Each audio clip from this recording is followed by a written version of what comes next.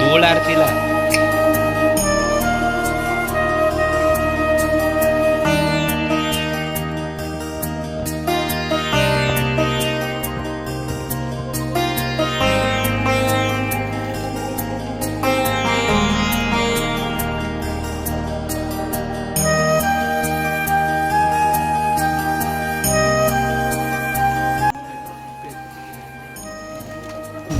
ಯಾರು ತಗೊಂಡು ಕರ್ಕೊಂಡು ನಿಮ್ಮ ಮನೆಯಲ್ಲಿ ಇಲ್ಲೇ ಹೆಗ್ಗಳ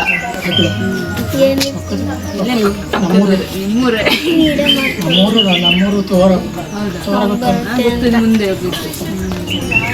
ಏನಕ್ಕೆ ಬಂದಿರಲಿಲ್ಲ ನೀವು? ನಾವು 2 ವರ್ಷ ಆಯ್ತು ಯಾರು ಕಳಿಸಿದ್ರು? ಮಕ್ಕಳು ಇಲ್ಲ ಒಂದು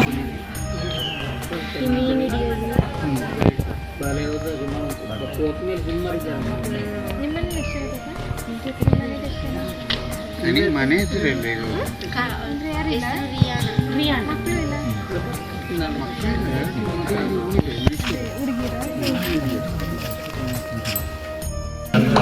ಸಂಬಂಧಗಳಿಗೆ ಬೆಲೆ ಇರೋದು ಬಡವರು ಈ ಥರ ವೃದ್ಧಾಶ್ರಮಕ್ಕೆ ಕಳಿಸಲ್ಲ ಅವ್ರಿಗೆ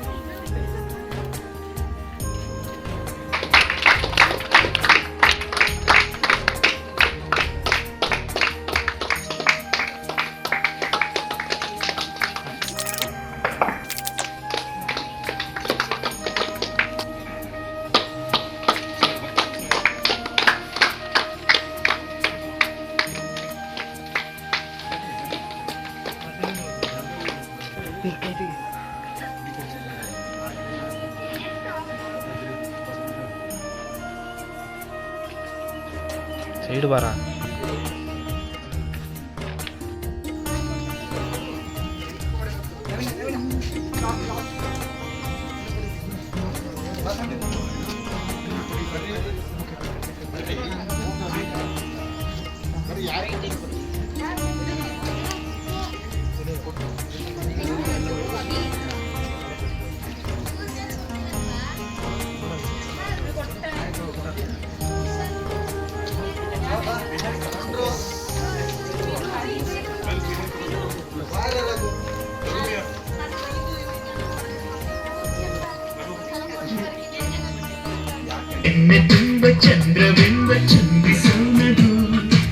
ಬಾಯ್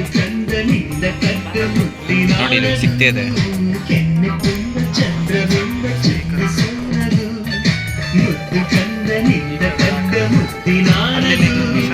ಚಿಂತೆಯನ್ನು ಚಿಂದಿ ಮಾಡಿ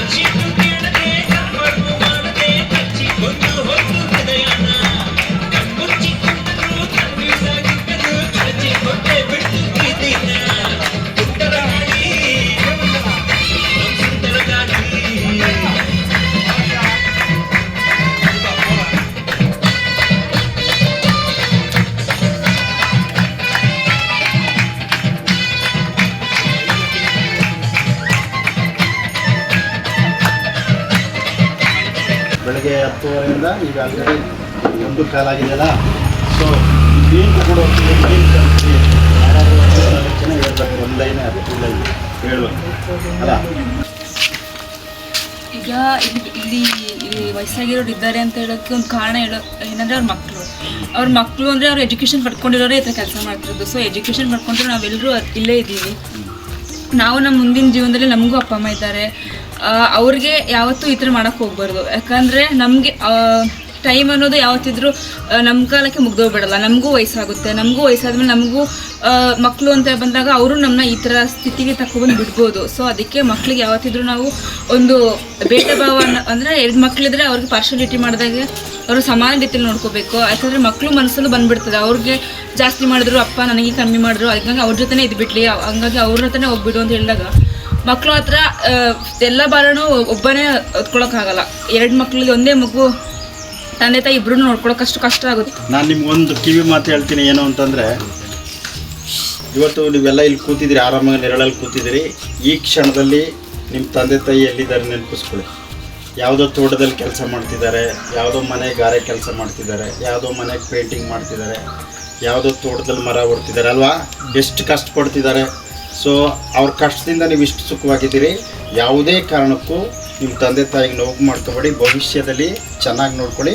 ಫಸ್ಟ್ ಆಫ್ ಆಲ್ ಅವ್ರನ್ನ ಗೌರವಿಸಿ, ಆಯಿತಾ. ಇವತ್ತು ನಿಮ್ಮ ಜೀವನ ಇದೆಯಲ್ಲ, ಅವ್ರು ಕೊಟ್ಟಂಥ ಭಿಕ್ಷೆ. ದಯವಿಟ್ಟು ಯಾವ ತಂದೆ ತಾಯಿಗೂ ಅವಮಾನ ಮಾಡಬೇಡಿ, ತಿರಸ್ಕರಿಸ್ಬೇಡಿ, ಚೆನ್ನಾಗಿ ನೋಡ್ಕೊಳ್ಳಿ. ನಿಮ್ಮ ಭವಿಷ್ಯನೂ ಕೂಡ ಚೆನ್ನಾಗಿ